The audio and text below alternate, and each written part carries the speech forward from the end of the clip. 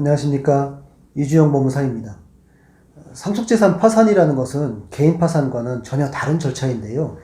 상속재산 파산이라는 것은 망인이 사망하고 나서 재산이 남아있는 경우에 상속인들이 망인의 재산을 환가하고 처분해서 채권자들에게 안분하는 절차를 거쳐야 되는데, 이러한 절차를 법원에 신청을 해서 법원이 처리하는 일련의 절차들을 말합니다.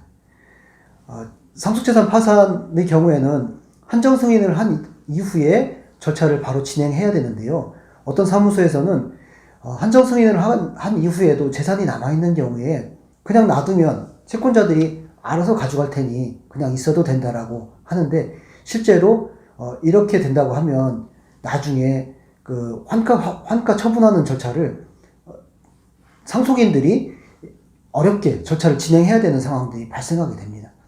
이번 시간에는 상속재산 파산이란 무엇이고 절차는 어떻게 진행이 되는 것인지에 대해서 알아보겠습니다.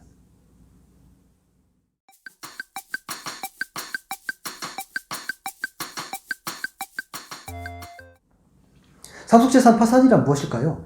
간단히 설명하면요, 망인의 재산보다 부채가 많은 경우에는 상속인들이 망인의 재산을 전부 변제할 수 없는데, 이를 위해서 한정승인을 하게 되죠.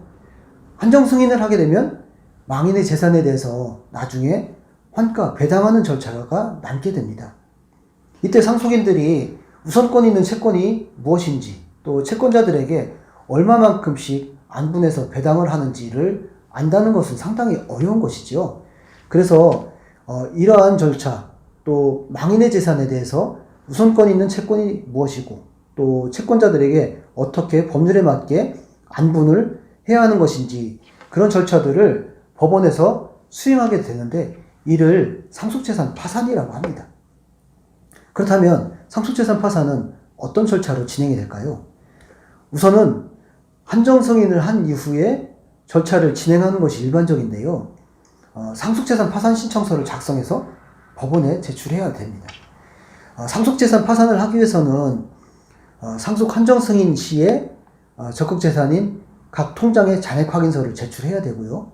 또 나아가서는 보험이 있는 경우에는 해약 환급금이 얼마나 되는지 그 해약 환급금 확인서를 발급받아서 제출을 해야 됩니다.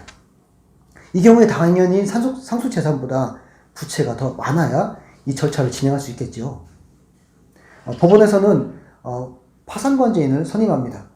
개인 파산과 같이 파산관제인이 선임이 되는데 약간 그 성격이 다르죠.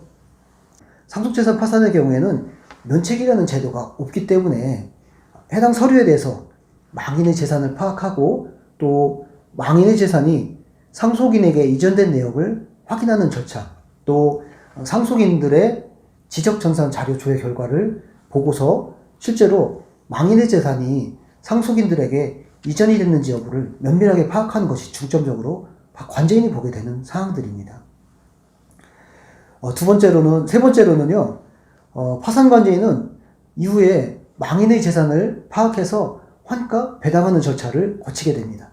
그러니까 신청서 접수하고, 그 다음에 법원에서 파산관제인이 선임이 되고, 세 번째로 망인의 재산을 환가 배당하는 절차를 관제인이 거치게 되는데요. 이 세 번째 절차에서는 망인의 재산과 관련해서 부동산이 있는지, 또 이에 대한 시가자료가 있다면 시가자료, 공인중개사인의 2곳 이상의 자료를 통해서 시가를 확인해야 되고, 또 그 시가자료뿐만 아니라 나아가서는 감정을 하게 하는 경우도 가끔 있습니다. 이후에 부동산을 매각하고 화해 계약을 또 체결하기도 하는데요. 그 가액을 상환받아서 그 대금으로 채권자들에게 순위에 맞게, 또 금액에 맞게 안분해서 배당을 해주게 되는 것이죠. 네 번째로 위 배당 절차 전에 채권자 집행기일이 또 열리게 됩니다. 이 부분도 채권자 개인 파산과 좀 비슷하지만은 그 성격이 조금 다릅니다. 이 채권자 집행기일이 열리면은 채권자들에게 환가 금액에 대한 이의가 있는지 또 여부를 파악하게 되고, 이의가 있으면 이에 대한 반박 서류를 제출하면 됩니다.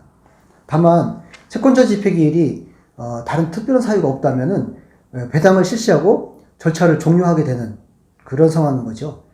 상속재산 파산은 면책이라는 절차가 없습니다. 따라서 이 절차를 종료하면 이 절차는 끝나게 되는 것이죠. 다만 부동산이나 차량을 환가하는 과정에서 이를 매각하거나 경매 등으로 했을 때 남는 돈이 없다. 절차 비용을 제외하면 남는 돈이 전혀 없으면 굳이 돈을 들여서 환가할 필요가 없는 것이죠. 배당할 필요가 없는 것이죠. 이런 경우에는 예외적으로 환가할 금원이 없다라고 판단이 되면 법원에서는 환가 포기를 하게 됩니다. 환가 포기를 하면 그럼 어떻게 될까요? 환가 포기 시에는 부동산이나 차량의 권리자는 근저당권자인 경우에는 임의경매를 신청해서 본인이 배당을 받아가야 됩니다. 그러면은 부동산에서 대항력 있는 임차인이 있는 경우에는 어떨까요? 이분 같은 경우는 소송을 통해서 판결을 받고 그 집행권원을 통해서 강제 집행 절차를 통해서 환가 배당을 받아가야 하는 절차들이 남게 되죠. 환가 포기 시에는 이런 부분들이 문제가 됩니다. 상속재산 파산이라는 것은요, 상속 한정 승인을 하고 신청인이 신청을 하는 것이 일반적인데요. 망인이 사망하고 나서 3개월 이내에 상속재산 파산을 신청을 하면 한정 승인을 한 것과 같은 효과가 발생하게 됩니다. 다만 절차적인 안정성을 위해서 상속재산 파산을 바로 신청하지 않고 한정 승인을 한 이후 신문 공고를 마친 이후에 조금 시간적 여유를 갖고 상속재산 파산을 나중에 신청하도록 그렇게 안내하는 것이 저희들의 일반적인 업무 처리 상황인 것입니다. 이상 상속재산 파산이란 무엇이고 또 어떤 절차로 환가 배당이 이루어지는지 그 상속재산 파산의 절차 진행 순서는 어떻게 되는지에 대해서 알아보았습니다. 감사합니다.